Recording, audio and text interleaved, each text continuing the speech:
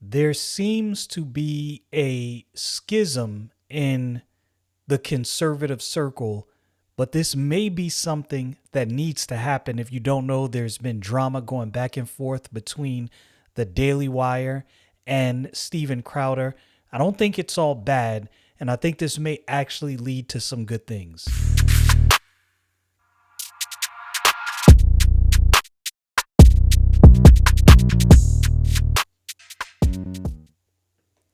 So, right before recording this, I was listening to Timcast IRL.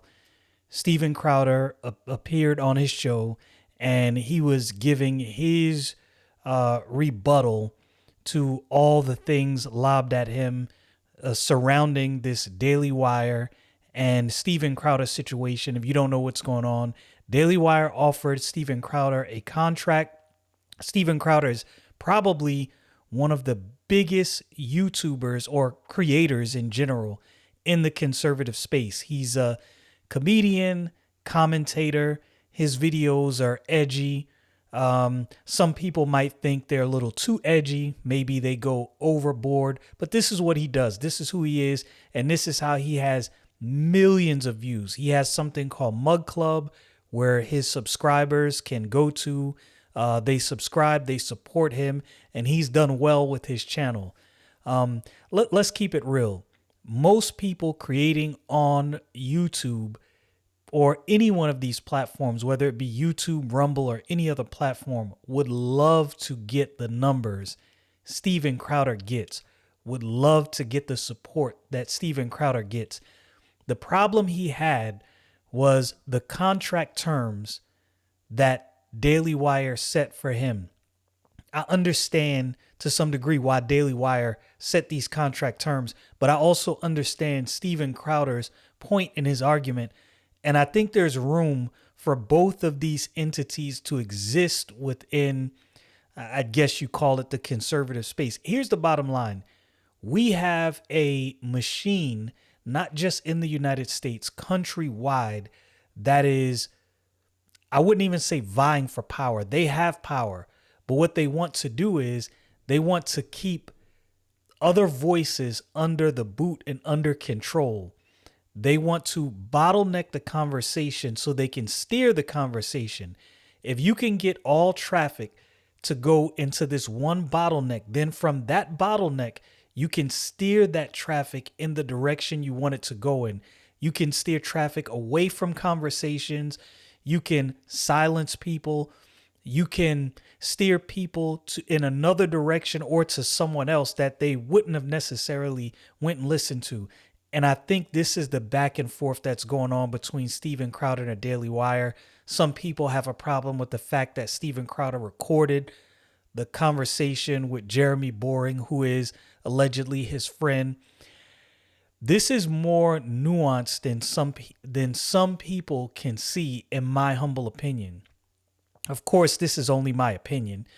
If you're one of the one or two people who are going to watch this video, then you might have a different opinion. You might think, oh, Steven Crowder is definitely wrong. He should not have recorded that conversation. And you might think, oh, Daily Wire is off their rocker. I understand both points. Like I said, now I'm not going to sit on a fence. I do believe this weekend I heard two people speak. One was a Republican strategist and one was a Democratic strategist. They are friends, and in this speech, the Democratic strategist was definitely in lockstep supporting Joe Biden and his every endeavor, and they were, Joe Biden is great, and XYZ, he's doing this, he's doing that.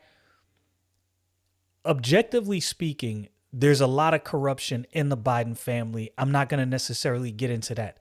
But here's what I found interesting, and this is kind of how I see the situation with Steven Crowder and the Daily Wire. So the Republican, in his speech, he went on about civility, why he didn't like Trump. Trump said some things, and I hate to bring this back to this issue, but this actually shows a problem with people who lean more conservative. The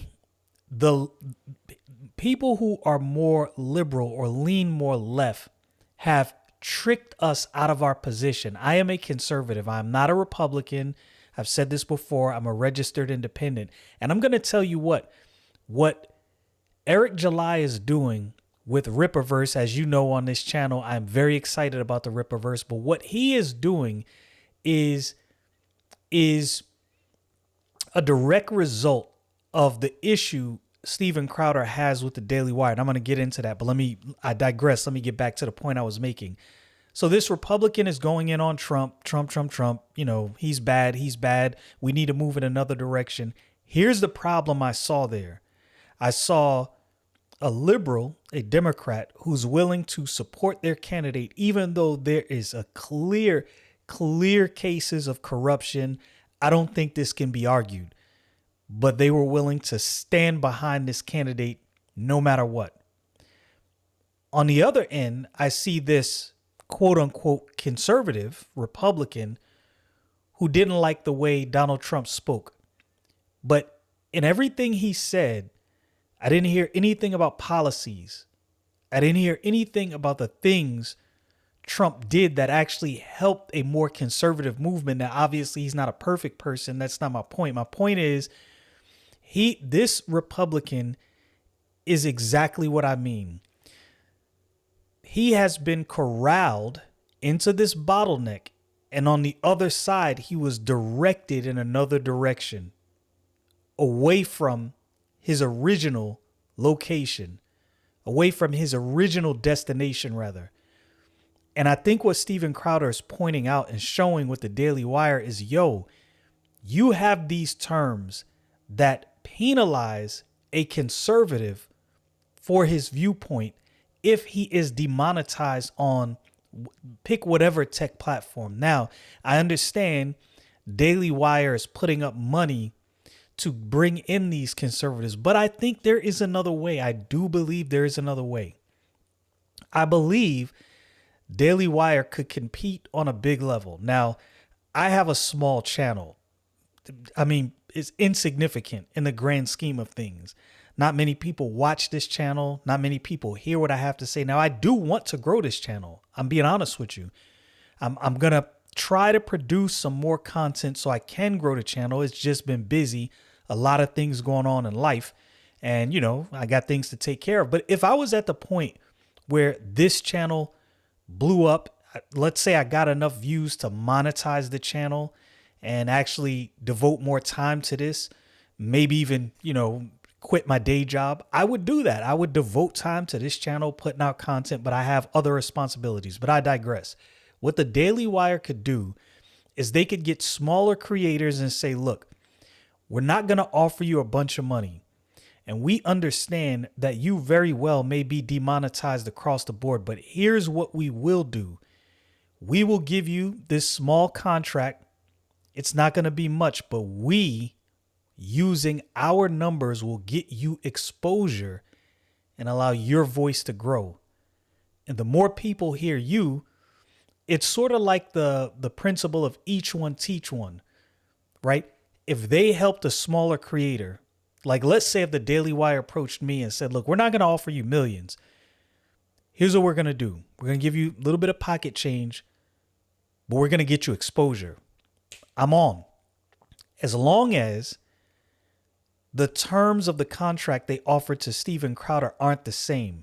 Like, I can't be penalized if I'm demonetized by big platforms, because the bottom line is conservative viewpoints are censored. We know that now. We know this. I'm not saying that every sticking point of conservatism is correct, but every sticking point of liberalism is definitely not correct. But they get to espouse their ideas in perpetuity, unimpeded. I believe that's the right word I was looking for. They get to say whatever it is they want to say. Their talking points are the allowed talking points. So they don't have training wheels. They can say whatever they want.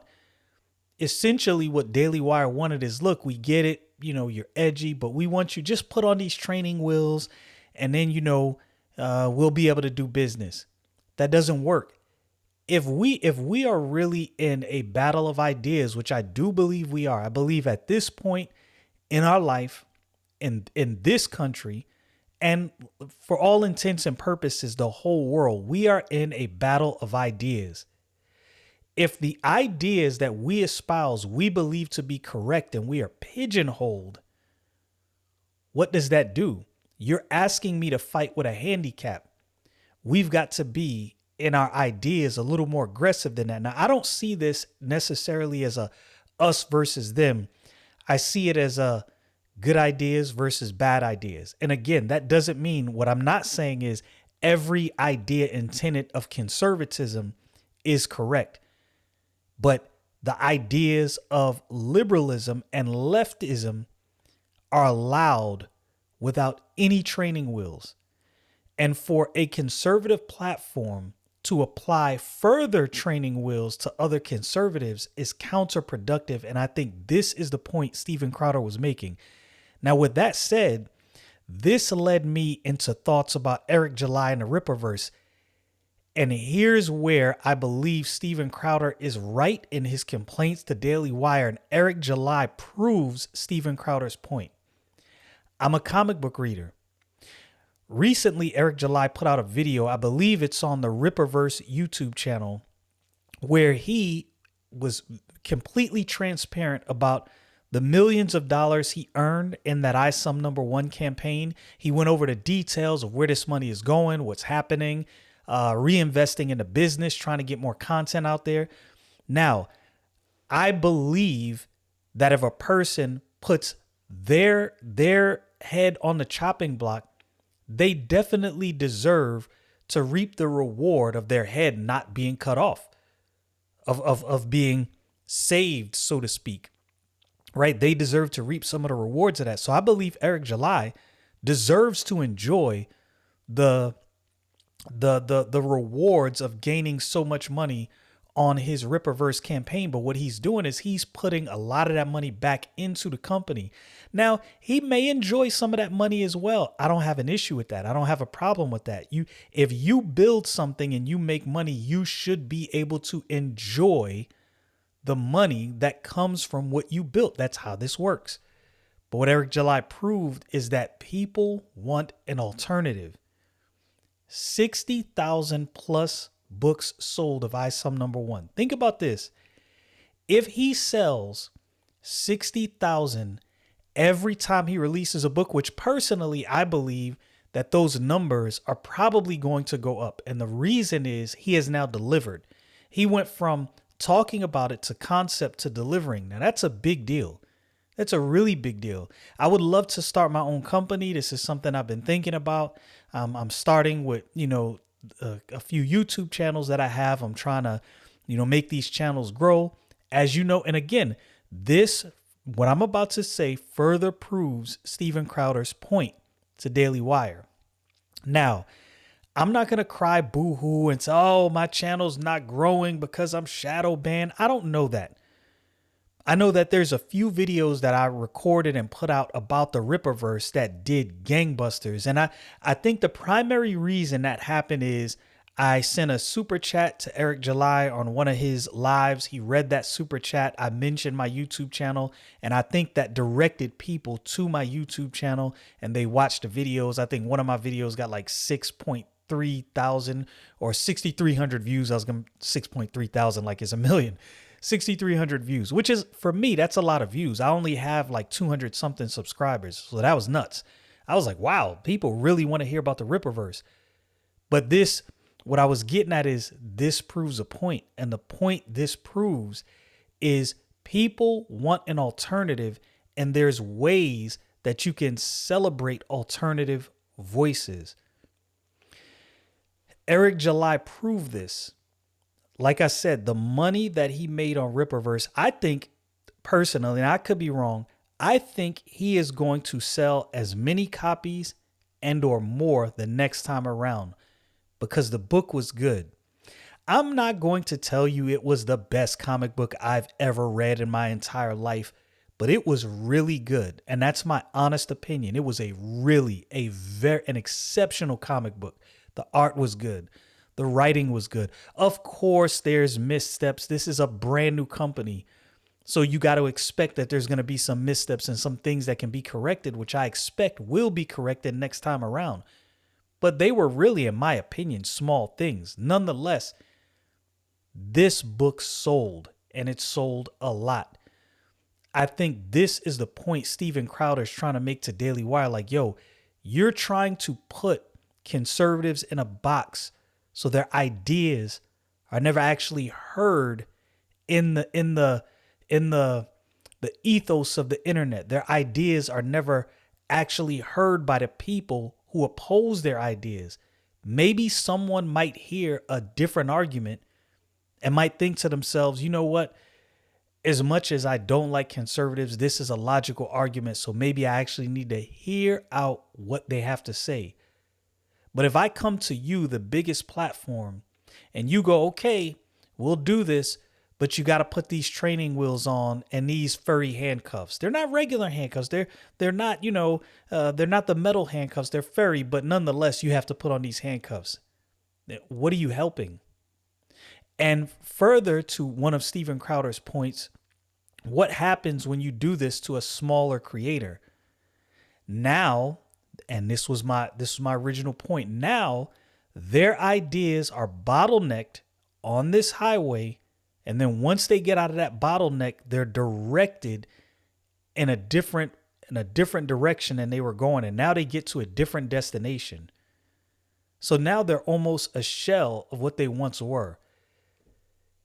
If you believe that your ideas are correct and you believe this is a literal ideological battle for the soul of your country, would you compromise those ideas at all? Now, in Daily Wire's defense, there's a way you can play and color within the lines. And this is where I think they miss an opportunity. Like I said before, they could merely offer their brand recognition to smaller creators. Like, yo, look, we cannot promise you a whole bunch of money because, let's keep it real, you're probably going to be demonetized on a big platform. But what we can do is we can be an amplifier to your voice.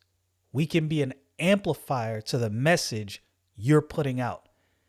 Yo, I think if they would have brokered some deal like that with Steven Crowder, like, look, we can't offer you a bunch of money, but what we can do is we can work out some deal where we use our brand recognition in partnership with you, and your voice is amplified and go out even more. Look, I watched Timcast IRL.